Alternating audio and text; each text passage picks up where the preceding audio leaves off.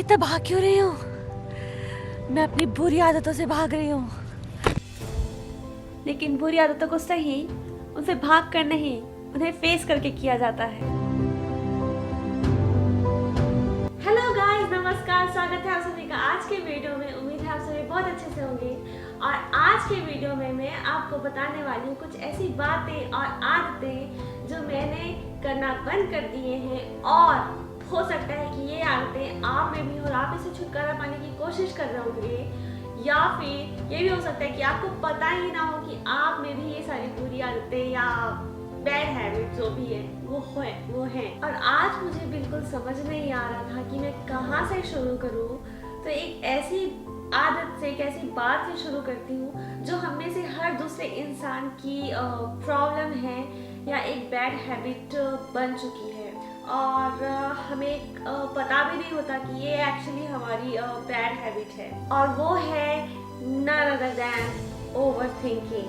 जी हाँ, ओवरथिंकिंग एक bad habit है, और हमें कभी पता भी नहीं चलता कि ये हमारी हैबिट कब बन गई, और हम इसे इग्नोर भी कर रहे होते हैं क्योंकि हमें पता ही नहीं होता कि ये हमारी हैबिट है। कुछ महीने पहले तक मैं भी एक ओवरथिंकर थी। हर छोटी छोटी बातों को सोचना, जैसे मैंने ये क्यों नहीं किया, मैंने उसको ऐसा क्यों बोल दिया, मैंने इस कलर की ड्रेस क्यों ले लिए। इस तरह के थॉट्स भी जो आपके कंट्रोल में नहीं है। कभी कभी तो ऐसे थॉट्स भी आते हैं जो मतलब जिनका रियलिटी से कोई लेना देना ही नहीं है, और हम उस ऐसे थॉट्स में खोते चले जाते हैं। तो वो होता है ओवरथिंकिंग। और मैं भी ऐसे ही बेकार के थॉट्स में खोती चली जाती थी। और जब मुझे बोला जाता था कि मैं ओवरथिंक कर रही हूँ, लाइक रेश मुझे बोलता था, तब मैं बोलती थी कि नहीं, मैं ओवरथिंक नहीं कर रही हूँ, और मैं इस बैड हैबिट को इग्नोर कर रही होती थी। लाइक जैसे हमें लगता है कि हमें गुस्सा आता है, लेकिन एक्चुअली में गुस्सा आता नहीं, हम गुस्सा करते हैं। वैसे ही ओवरथिंकिंग एक ऐसी बैड हैबिट है जो हमें लगता है कि वो हमारे कंट्रोल में नहीं है और हम ओवरथिंक करते जा रहे हैं, बट ऐसा नहीं है। ओवरथिंकिंग आपके कंट्रोल में होती है, आप उसे कंट्रोल कर सकते हैं। और जब मुझे ये रियलाइज़ हुआ कि हाँ, मैं ओवरथिंकर हूँ और मैं ओवरथिंक कर रही हूँ और इसका मेरे मेंटल हेल्थ पे बहुत ज़्यादा असर कर रहा है, तो मैंने डिसाइड किया कि मैं अपने ओवरथिंक ये जो बैड हैबिट है उसे मैं किसी भी तरह से ओवरकम करके रहूँगी। और मैंने प्रैक्टिस की इसे ओवरकम करने की। लाइक मैंने मेडिटेशन स्टार्ट किया, मैंने एक्सरसाइज स्टार्ट की, और ये एक अच्छी खासी प्रैक्टिस चाहिए इसके लिए। ऐसा नहीं है कि अगर आप ओवरथिंकिंग को ओवरकम करने की प्रैक्टिस कर रहे हो तो आपको वो थॉट्स नहीं आएंगे, वो बेकार के जो थॉट्स हैं वो नहीं आएंगे। वो ऑफ कोर्स आएंगे। इवन आप जब पूरी तरह से इस पर कंट्रोल पा लिए हो उसके बाद भी आपको वैसे थॉट्स आएंगे, बट अभी आपको पता है कि आप उसे कैसे कंट्रोल कर सकते हो। तो धीरे धीरे करके मैंने ओवरथिंकिंग को पूरी तरह से कंट्रोल कर लिया। ओवरथिंकिंग को लेकर मैं एक प्रॉपर डेडिकेटेड वीडियो बनाऊंगी। फिलहाल आज बात करते हैं things I have stopped doing. कितनी सारी बैड हैबिट्स होती है ना।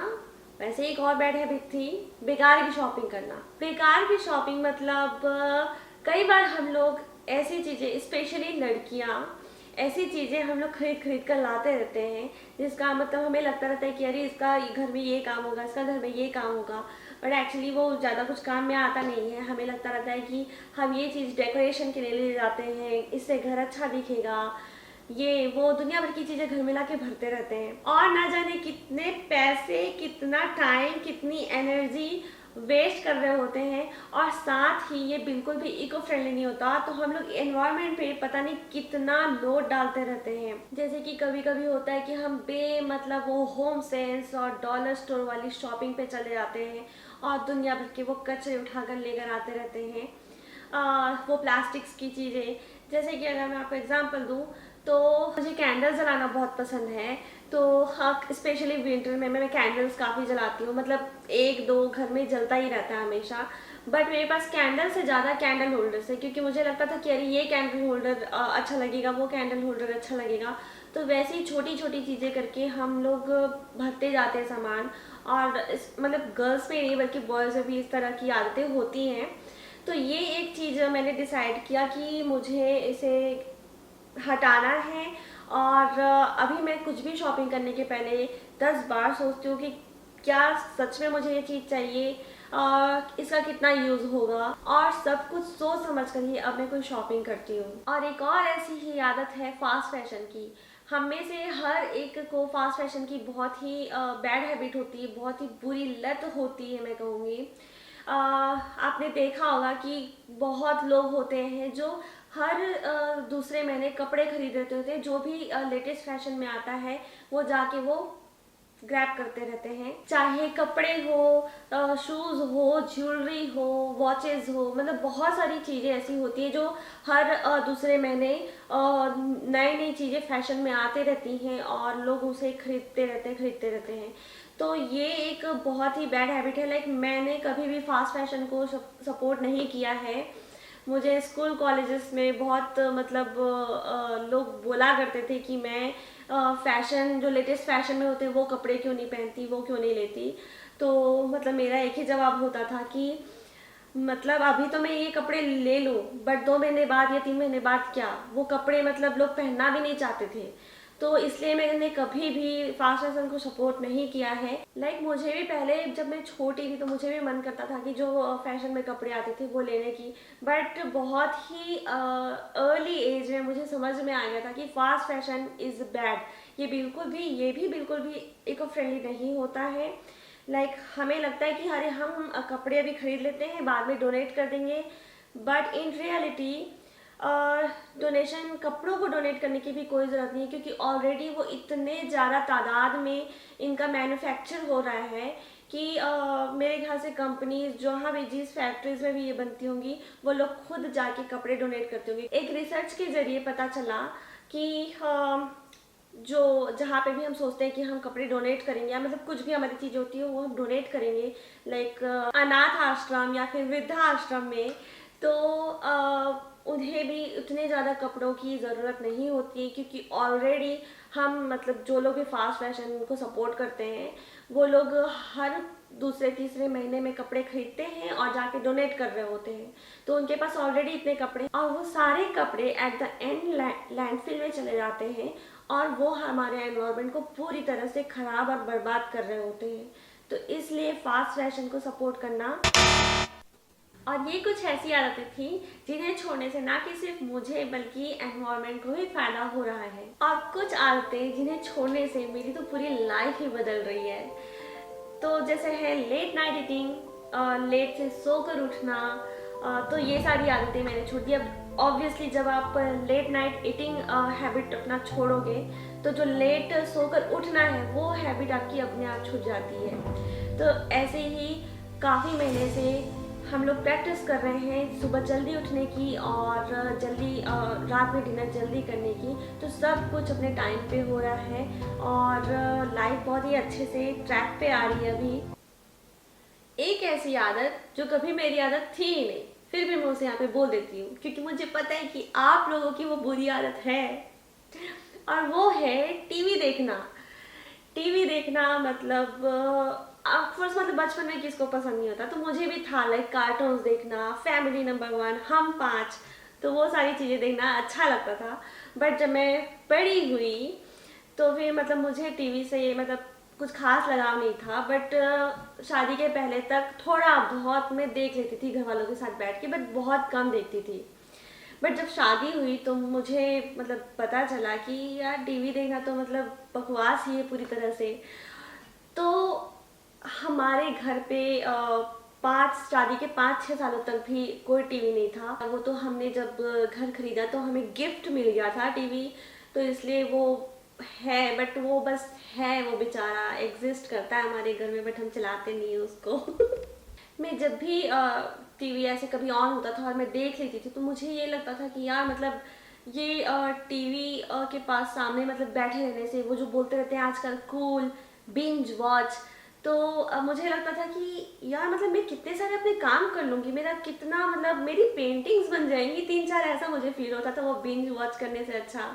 और टीवी देखना इज़ एन एडिक्शन, मतलब किसी तरह से भी ये हमारे माइंड को रिफ़्रेश नहीं करता है। हमारे माइंड को रिफ़्रेश करता है मेडिटेशन, योगा, एक्सरसाइज। हमें लगता है कि हम टीवी देखकर एंटरटेन हो रहे हैं, बट एक्चुअली हम एंटरटेन नहीं हो रहे होते हैं, हम एक्चुअली डिप्रेस हो रहे होते हैं। तो टीवी देखने के बारे में भी हम डिटेल से फिर कभी बात करेंगे।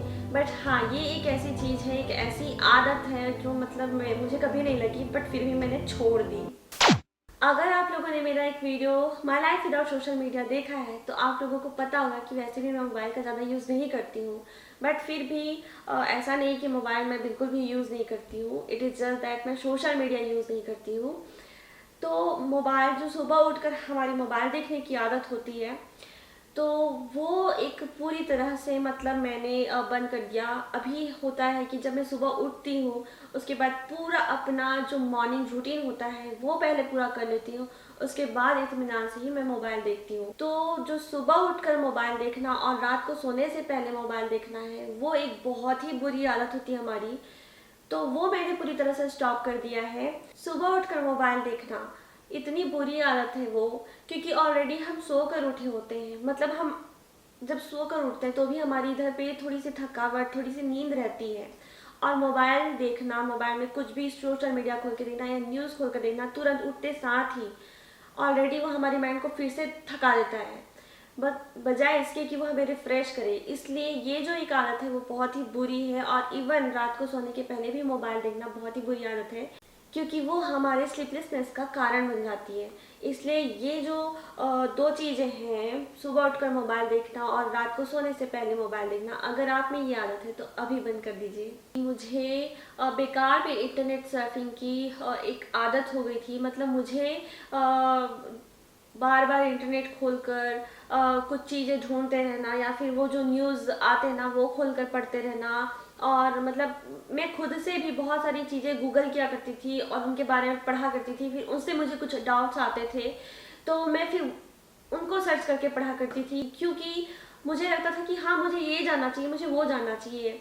तो मतलब बेकार के जो मतलब इन्फॉर्मेशन बेकार तो नहीं होती, बट ज़रूरी नहीं है कि आप अकेले को, किसी एक इंसान को दुनिया की सारी चीज़ें पता होनी चाहिए या पता रहें, ये ज़रूरी नहीं है। तो वो जो एक हैबिट होती है ना, वो मेरे ख्याल से वो भी काफ़ी लोगों में होती है कि कुछ भी चीज़ों को गूगल करते रहना। तो इस तरह से किसी भी चीज़ को गूगलिंग करना मैंने छोड़ दिया, और अब मैं जो मुझे लगता है कि हाँ ये मेरे काम की है, ये मुझे जानना चाहिए और वाकई में मैं इसे इम्प्लीमेंट करने वाली हूँ अपने लाइफ में, अपने जो भी मैं काम करती हूँ, तो उन्हीं चीज़ों को ही मैं सर्च करती हूँ, उन्हीं चीज़ों के बारे में मैं देखती हूँ, पढ़ती हूँ, क्योंकि किसी भी चीज़ का आधा ज्ञान रखने से अच्छा है कि आप जिस पे काम कर रहे हो उसका आपको पूरा ज्ञान हो।